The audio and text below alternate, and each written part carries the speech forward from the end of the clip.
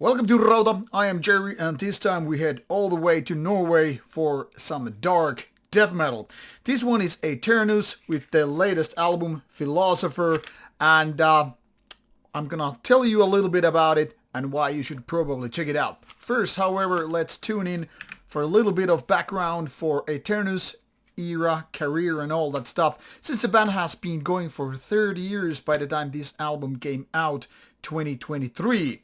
What started in Bergen in 1993 is of course something that people consider sometimes early black metal band. I mean, let's be honest about it, it pretty much came along with such bands as Enslaved, Burzum and all that stuff a little bit later, but still nonetheless.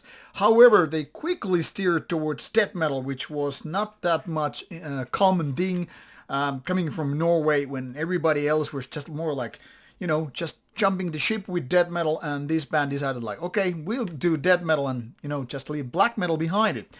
A lot of these things, however, put Aeternus on the map for black metal because, well, they had this black metal thing going on for a little bit and then kind of took part of the scene but doing death metal instead of black metal. What is also worth mentioning that since the early releases, the band has always maintained the darker aspects of thing rather and as opposed to some more brutal, some faster bands in terms of death metal. So there's always been this thing going on with like along the lines of black metal comes this death metal without exactly being black death metal one. Now, early years were of course the active ones, 1997 and 1991. 3 albums very quickly back to back, and then it started a little bit slowing down but not too much until year 2006, and then there were 7 years gap. After that 5 years, and now another 5 years since the previous album Heathen from 2018. So quite a few albums, but not without those breaks. And if you take a look at the members list, only original member is the man Ares, who I got to talk to last year in Bergen at Beyond the Gates festival, where this band opened one of the days, played a good show and all. And I think that the interview turned out to be good, so in case you're interested in the band and thoughts of nowadays, I urge you to check it out in case you are into the band in the first place. The other members are a little bit later to the party, but been in the band for quite some time now.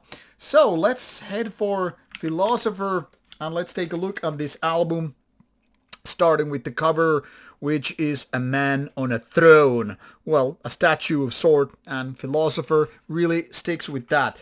So you could think about now, okay, this is maybe more a thinking man's death metal. Maybe indeed it is. It's not about brutality. It's not about getting violent. It's not about, murdering people left and right in terms of doing death metal, which is so often the case, but nonetheless, Aeternus goes a little bit different ways. Here is the track list released by Agonia Records, who thankfully sent me the CD for review and unboxing purposes. Inside, of course, we have the booklet. Inside the booklet pages we have some images, like here, some red wine splashing across the table. You have the lyrics nicely laid out with some nice small images to complement the texts, which are definitely not the shortest type of stuff. If you have a little bit of old man eyesight problem, you're probably gonna need glasses for this smaller font to be read. And here is a nice depiction of the band, hand drawn, I guess, instead of a photo. And finally, some liner notes for you to figure out in case you have the CD, LP, whatever. Now let's head back to the Metal Archive site where I'll tell you a little bit more about this album. Now, those who have been following the band since the early days or know the band's early days albums pretty much know what to expect. And for the better or worse, Aeternus hasn't really changed their style. That is still mostly mid-tempo death metal, sounding very heavy and in a way almost like atmospheric because of that. So while other bands keep a lot of pace and energy and aggression and all that stuff, doing their death metal, going for brutality, technicality, and sometimes wandering towards like grindcore or other genres like Black Death and all, Aeternus is more like, yeah, let's not really do doom death, but let's definitely flirt with that. even with the faster parts. So there is always this kind of a slow or mid-tempo death metal presence that accompanied with a deep, growly, powerful vocals, and then those kind of trademark riffs, which are definitely on the darker side of things, but without going black death metal ways. I mean, it's kind of a borderline thing, really, and you could basically say, yes, it's kind of like death black.